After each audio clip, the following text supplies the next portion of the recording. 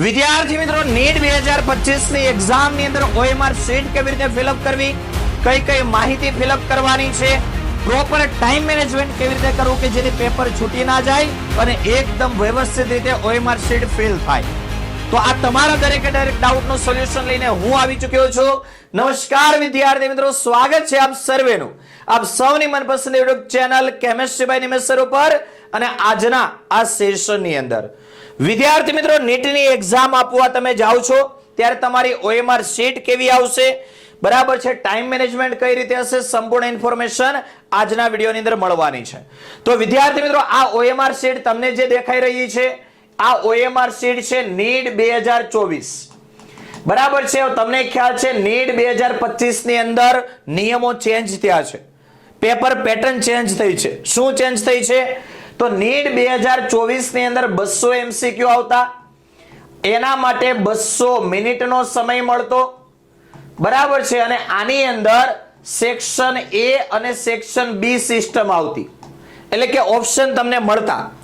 જ્યારે હવે નીટ 2025 ની પેપર પેટર્ન જે છે, નીટ 2025 ની હવે જે પેપર પેટર્ન છે એ મુજબ 180 MCQ આવશે, સમય તમને મળશે 180 મિનિટનો અને ઓપ્શન નથી. તો હવે તમારી એક્ઝામ જે છે એ આ રીતે આવવાની છે. OMR શીટ કેવી આવશે? તો આ નીટ 2024 ની OMR શીટ છે જેમાં જો અહીંયા સેક્શન A અને આ સેક્શન B છે. પણ તમારી આવતીકાલની નીટની એક્ઝામની અંદર તમારી જે OMR શીટ આવવાની છે એમાં સેક્શન B નહીં હોય, કન્ટિન્યુઅસ 180 MCQ હશે. હવે વાત કરીએ એની અંદર જે કંઈ પણ ડિટેલ છે, ડિટેલને કેવી રીતે ફિલઅપ કરવી. તો અહીંયા વિદ્યાર્થી મિત્રો ખાસ ધ્યાન આપજો, OMR શીટની માહિતીમાં જો ભૂલ થશે તો તમારી 2 વર્ષની તમારી જે સખત તમે મહેનત કરી છે એ ટોટલી ફેલ જશે. કેમ કે OMR શીટની અંદર તમે ડિટેલ ભરવામાં ભૂલ કરી તો તમે જે ભૂલ વાળી ડિટેલ આપી છે એ મુજબ OMR ચેક થશે, તમારી OMR તો ચેક થશે જ નહીં. એટલા માટે ખાસ કહું છું, કદાચ ભલે તમારા 2-4 MCQ બાકી પણ રહી જાય, જો કે 1-2 MCQ નો ફરક પડે, વધારે ફરક પણ નહીં પડે. તો 1-2 MCQ કદાચ ભલે બાકી રહી જાય પણ OMR શીટ ફિલઅપ કરવામાં કોઈ પણ પ્રકારની ભૂલ ન થવી જોઈએ, એનું વિદ્યાર્થી મિત્રો ખાસ ધ્યાન રાખજો. હવે દોસ્તો વાત કરીએ અહીંયા શું છે.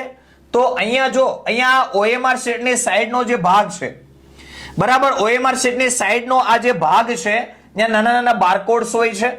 અહીંયા લખ્યું છે ઓફિસ કોપી, એટલે તમારે એક વસ્તુ ખાસ યાદ રાખવાની છે કે અહીંયા જે સાઈડનો ભાગ છે ત્યાં તમારે કોઈ પણ પ્રકારનું વર્ક કરવાનું નથી. હવે આગળ વાત કરીએ, અહીંયા લખ્યો છે રોલ નંબર. તો તમારા એડમિટ કાર્ડ એટલે કે તમારી નીટ એક્ઝામની હોલ ટિકિટની અંદર રોલ નંબર લખેલો છે, એ રોલ નંબરને તમારે અહીંયા ફિલ કરવાનો છે. એક્ઝામ્પલ તરીકે તમારો રોલ નંબર આવો કંઈક છે કે ભાઈ 2 4 6 8 1 3 5 7 2 1 આવો કંઈક છે. તો તમારે આ બોક્સની અંદર પ્રોપર રીતે એ નંબર લખવાનો છે. ત્યાર પછી બબલ્સ ફિલ કરવાના છે. માનો કે અહીંયા 2 છે તો અહીંયા 2 નંબરનું બબલ્સ ફિલ કરવાનું, કમ્પ્લીટલી ફિલ કરવાનું છે, બાકી નહીં રહી જવું જોઈએ. ત્યાર પછી 4 છે તો 4 નંબરનું કમ્પ્લીટલી તમારે ફિલ કરવાનું છે. ત્યાર પછી 6 છે તો 6 નંબરનું કમ્પ્લીટલી ફિલ કરવાનું છે. એવી રીતે તમારે બબલ્સ ફિલ કરવાના છે. ત્યાર પછી વિદ્યાર્થી મિત્રો વાત કરીએ ટેક્સ્ટ બુકલેટ કોડ નંબર અને test booklet code. Test booklet number અને ટેસ્ટ બુકલેટ કોડ, આ 2 વસ્તુ જે છે એ દરેક વિદ્યાર્થીઓ માટે યુનિક હોય છે, અલગ અલગ હોય છે. હવે જો આની અંદર તમે ભૂલ કરશો તો જે ભૂલ કરી છે એ મુજબ પેપર ચેક થશે, બરાબર છે. 2 વર્ષની મહેનત પાણીમાં ન ભળી જાય એનું આપણે ખાસ ધ્યાન રાખવાનું છે.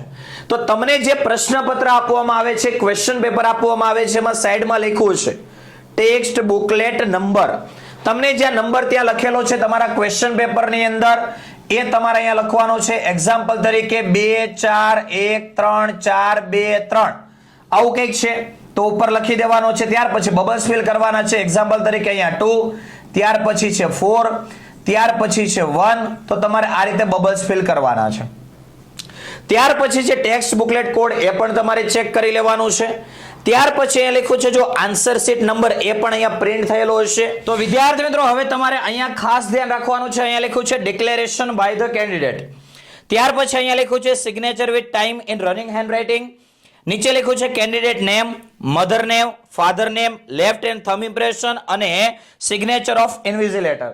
તો તમારે અહીંયા શું કરવાનું છે, લખ્યું છે કેન્ડિડેટ નેમ, તો અહીંયા તમારે વિદ્યાર્થીનું નામ લખી દેવાનું છે. રનિંગ હેન્ડરાઇટિંગ લખ્યું છે, એનો મતલબ વિદ્યાર્થી મિત્રો એવો છે કે તમારે નોર્મલી જેવી રીતે લખતા હોય એવી રીતે લખી દેવાનું છે. એક્ઝામ્પલ તરીકે હું લખી દઉં છું નિમેશ, બરાબર છે. તો કેપિટલ લખવું કે એવું કઈ જરૂર નથી, નોર્મલી દેખાય એવી રીતે લખવાનું છે. અહીંયા લખ્યું છે મધર નેમ, એક્ઝામ્પલ તરીકે હું લખી દઉં છું, ચાલો કોકિલાબેન, બરાબર છે. ફાધર નેમ તો અહીંયા લખી દઉં છું મોહનભાઈ. જે તમારા એપ્લિકેશન ફોર્મની અંદર એડમિટ કાર્ડની અંદર છે એવી રીતે તમારે લખી દેવાનું છે. અહીંયા લખ્યું છે candidate left hand thumb impression, તો ત્યાં શિક્ષક હશે જ, તમારે ડાબા હાથના અંગૂઠાનું નિશાન અહીંયા લગાવવાનું છે. અહીંયા લખ્યું છે સિગ્નેચર ઓફ ઇન્વિજિલેટર વિથ ટાઈમ, એટલે કે શિક્ષક જે હશે એ અહીંયાની સાઇન પણ કરશે અને સમય પણ લખશે. હવે અહીંયા લખ્યું છે સિગ્નેચર વિથ ધ ટાઈમ, મતલબ કોના માટેનું છે, કેન્ડિડેટ માટેનું. તો વિદ્યાર્થી અહીંયા સાઇન કરવાની છે, બરાબર છે. એક્ઝામ્પલ તરીકે હું લખી દઉં છું નિમેશ, લખ્યું છે જોજો રનિંગ હેન્ડરાઇટિંગ, એટલે કે નોર્મલી આવી રીતે દેખાય એવી રીતે લખી દેવાનું છે. અને અહીંયા તમારે જે સમય પર તમે સાઇન કરો છો ટાઈમ પણ નોટ કરી દેવાનો છે. તો વિદ્યાર્થીઓ આટલી ડિટેલ ફિલઅપ કરવાની છે. હવે વિદ્યાર્થી મિત્રો જોઈએ આપણે આગળ. તો સર આટલી OMR શીટની ડિટેલ ફિલઅપ થઈ ગઈ. હવે અહીંયા જે અમારે બબલ્સ ફિલ કરવાના છે એની કોઈ પ્રોપર ટેકનિક મળી જાય તો તમારો સમય પણ બચે, ભૂલ પણ ના થાય અને રિઝલ્ટ બેસ્ટ આવે. અને રિઝલ્ટ સારું આવે તો આપણને ખબર જ છે મેડિકલ લાઈનની અંદર એડમિશન મળી જાય તો આગળની આખી લાઈફ સેટ થઈ જાય.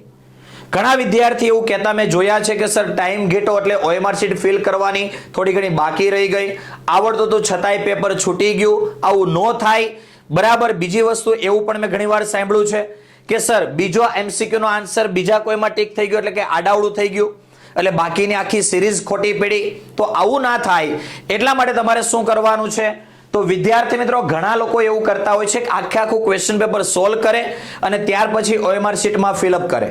તો સમય ઘટે એટલે ક્વેશ્ચન સોલ્વ થઈ ગયો હોય છતાંય એનો આન્સર આમાં ટીક નથી થતો, આવા પણ કેસ બનતા હોય છે. તો તમારે શું કરવાનું છે, ક્વેશ્ચન સોલ્વ કરતો જવાનો છે અને ક્વેશ્ચન સોલ્વ કરો. માનો કે એક્ઝામ્પલ તરીકે ક્વેશ્ચન નંબર 1 છે, બરાબર. માનો કે એક્ઝામ્પલ તરીકે ક્વેશ્ચન નંબર 1 તમે સોલ્વ કર્યો, એ તમને આવડી ગયો છે. આ A B C અને D, માનો કે આ OMR શીટ છે A B C D અને આ છે તમારું ક્વેશ્ચન પેપર. એની અંદર માનો કે પહેલો ક્વેશ્ચન છે, બરાબર છે. એની અંદર છે option A, option B, option C અને ઓપ્શન D. ત્યાર પછી ક્વેશ્ચન નંબર 2, ત્યાર પછી ક્વેશ્ચન નંબર 3. માનો કે તમે ક્વેશ્ચન પેપર સોલ્વ કરો છો, પહેલો MCQ માનો કે તમને આવડી ગયો છે, બરાબર. માનો કે જવાબ આવે છે B, તો ક્વેશ્ચન પેપરની અંદર ટીક કરી દો, B જવાબ આવે છે, બરાબર છે. માનો કે બીજો ક્વેશ્ચન તમે સોલ્વ કરવાની ટ્રાય કરી, બીજો ક્વેશ્ચન તમારાથી સોલ્વ નથી થતો તો એના ઉપર રાઉન્ડ કરી દો એટલે તમને ખબર પડે કે એ ક્વેશ્ચન સોલ્વ કરવાનો બાકી છે. માનો કે ત્રીજો ક્વેશ્ચન તમે સોલ્વ કર્યો, A B C D, માનો કે જવાબ આવે છે D, ટીક કરી દો. તો આવી રીતે વિદ્યાર્થી મિત્રો તમારે શું કરવાનું છે, ક્વેશ્ચન પેપરમાં ટીક થઈ જાય પછી OMR શીટની અંદર નાનું એવું એક ડોટ કરી દેવાનું છે, બરાબર છે. અને જ્યારે પણ તમારા ક્વેશ્ચન માનો કે તમે 10-10 MCQ ના સેટ પાડો અથવા તો 15 MCQ ના સેટ પાડો અથવા તો 20 MCQ ના સેટ પાડો અથવા તો સબ્જેક્ટ વાઇઝ સેટ પાડો, બરાબર છે. માનો કે 10 MCQ થઈ ગયા છે તો 10-10 MCQ ને OMR શીટમાં આવી રીતે ફિલઅપ કરો. માનો કે એક્ઝામ્પલ તરીકે પહેલાની અંદર આવે છે B, બીજાની અંદર આવે છે C, ત્રીજાની અંદર આવે છે B, ચોથાની અંદર D, પાંચમાની નંબર 1. તો આવા 5-5 અથવા 10-10 MCQ ના સેટ પાડો. ક્વેશ્ચન પેપર ને જો પહેલામાં B તો અહીંયા B ઉપર ટપકું કરી દીધું, બીજો બાકી રાખ્યો છે બીજા ઉપર નહીં કરો. અથવા માનો કે બીજામાં આવે છે C તો C ઉપર ટીક કરો, ત્રીજામાં આવે છે B તો B ઉપર ટીક કરો અને ત્યાર પછી 5 MCQ અથવા 10-10 MCQ ના સેટને ફિલઅપ કરો. જેથી શું થશે, માનો કે 10 MCQ ના તમે સેટ પાડ્યા, 11મા MCQ પર જ્યારે જશો ત્યારે તમારું ધ્યાન ક્વેશ્ચન પેપર પર જશે અને OMR શીટ પર પણ જશે. કદાચ કોઈ એકાદ MCQ આડાવડો થઈ ગયો છે, તમને ત્યાં ખબર પડી જશે કે મારી સિક્વન્સ વિખાણી છે, કોઈ જગ્યાએ મારી ભૂલ થઈ છે, બરાબર છે. તો તમારી ભૂલ નહીં થાય અને પ્રોપર રીતે OMR શીટ ફિલ થશે. નહીં તો ઘણીવાર કેવું થતું હોય છે, ઘણા વિદ્યાર્થી આખું ક્વેશ્ચન પેપર સોલ્વ કરી નાખે અને પછી આમાં ટીક કરવા જાય. માનો કે કોઈ એકાદ MCQ વચ્ચે છૂટી ગયો તો પાછળની આખી સિરીઝ જે છે એ ખોટી પડતી હોય છે. તો આવી રીતે સિલેક્શન નહીં થાય. તો 10 MCQ ના 15 20 MCQ ના તમને યોગ્ય લાગે એ રીતે સેટ પાડો અને એટલા MCQ ને ફિલઅપ કરવાનું શરૂ કરો, જેથી કરીને ક્યારે એવું નહીં બને કે ક્વેશ્ચન સોલ્વ થઈ ગયો અને OMR શીટ ફિલ કરવામાં સમય ઘટે, આવું નહીં બને. બરાબર છે? તો વિદ્યાર્થીઓ આ રીતે આખી તમારે OMR શીટ ફિલ કરવાની છે. બીજી વસ્તુ વિદ્યાર્થી મિત્રો આગળ ધ્યાન આપીએ. બરાબર છે? તો બબલ્સ કેવી રીતે ફિલ કરવું? માનો કે આ છે ઓપ્શન નંબર બી છે, માનો કે OMR શીટ ની અંદર. તો આ બબલ્સ ને ફિલ કરવા માટે ઘણા વિદ્યાર્થી શું કરતા હોય છે, ચાલો ખાલી આટલું ફિલઅપ કરી દે, અથવા તો આવી રીતે કંઈક ટીક માર દે, અથવા તો આવી રીતે ફિલઅપ કરે કે ભાઈ બહાર વયું જાય અને નીચેનો ઓપ્શન માનો કે સી છે, તો આ બંને મિક્સ થઈ જાય. તો આવું પણ કરશો તો ખોટું પડશે. એટલે તમારે ખાસ ધ્યાન રાખવાનું છે કે ભાઈ બબલ્સ ને ફિલ કેવી રીતે કરવો. તો માનો કે આ રાઉન્ડ છે, તો આને ફિલ કરવા માટે પહેલા બહારની બોર્ડરને કમ્પ્લીટ કરો. બહારની બોર્ડર કમ્પ્લીટ થઈ જાય પછી અંદર તરફ જાઓ અને જો જરાક પણ વસ્તુ બાકી ના રહેવી જોઈએ, કમ્પ્લીટલી તમારે બબલ્સને ફિલ કરવાનું છે. તો વિદ્યાર્થી મિત્રો આવી રીતે આખી OMR શીટ જો તમે ફિલ કરો છો તો એક પ્રોપર ટાઈમ મેનેજમેન્ટ પણ થશે, ભૂલ પણ નહીં થાય અને એક વ્યવસ્થિત રીતે આખી એક્ઝામ કમ્પ્લીટ થશે કે જેની મદદથી તમે બે સ્કોર કવર કરી શકશો. ક્લિયર છે? તો આશા રાખું છું દરેક વિદ્યાર્થી મિત્રોને આજના સેશનની અંદર સંપૂર્ણ ખ્યાલ આવી ગયો હશે. તમારા કોન્ટેક્ટમાં કોઈ એવા વિદ્યાર્થી મિત્રો છે કે જે નીટ 2026 ની એક્ઝામ આપવાના છે, બરાબર છે, અથવા તો 2026 માટે કોઈ વિદ્યાર્થી મિત્રો ડ્રોપ લેવાના છે, તો નીટ 2026 ની ડ્રોપર બેચ લોન્ચ થઈ ચૂકી છે. 4 તારીખે તમારી નીટ 2025 ની એક્ઝામ પૂરી થાય છે અને ત્યાર પછી આ નીટ 2026 ની ડ્રોપર બેચ શરૂ થઈ રહી છે, જે ઓલરેડી લોન્ચ થઈ ચૂકી છે. Chemistry by Nimesh sir application download કરશો તો એની અંદર પણ તમને આ કોર્સ બતાવશે, જેના ફીચર્સ પણ અહીંયા લખેલા છે. અને જો વધારે કોઈ ઇન્ફોર્મેશનની જરૂર હોય અથવા તમે પણ આ કોર્સની અંદર જોડાવા માંગતા હોય તો તમારે કોન્ટેક્ટ કરવાનો છે 8866605548 ઉપર. તો વિદ્યાર્થી મિત્રો આ ડિસ્કાઉન્ટ પ્રાઇસ જે છે આની અંદર ઓફર ચાલી રહી છે એ પ્રથમ 100 વિદ્યાર્થીઓ માટે છે. તમે પણ આ કોર્સની અંદર જોડાવા માંગતા હોય, આ ડિસ્કાઉન્ટ ઓફરનો લાભ લેવા માંગતા હોય તો કોન્ટેક્ટ કરો 8866605548 ઉપર. તો વિદ્યાર્થીઓ આજના વિડીયોને આપણે અહીંયા સુધી રાખીએ છીએ. મળે એક નવી અપડેટ સાથે. એડમિશન પ્રક્રિયા રિલેટેડ પણ સંપૂર્ણ માહિતી તમને આપણી ચેનલ પર મળતી રહેવાની છે. તો મળે એક નવા સેશનની અંદર. ત્યાં સુધી બાય બાય, આવજો.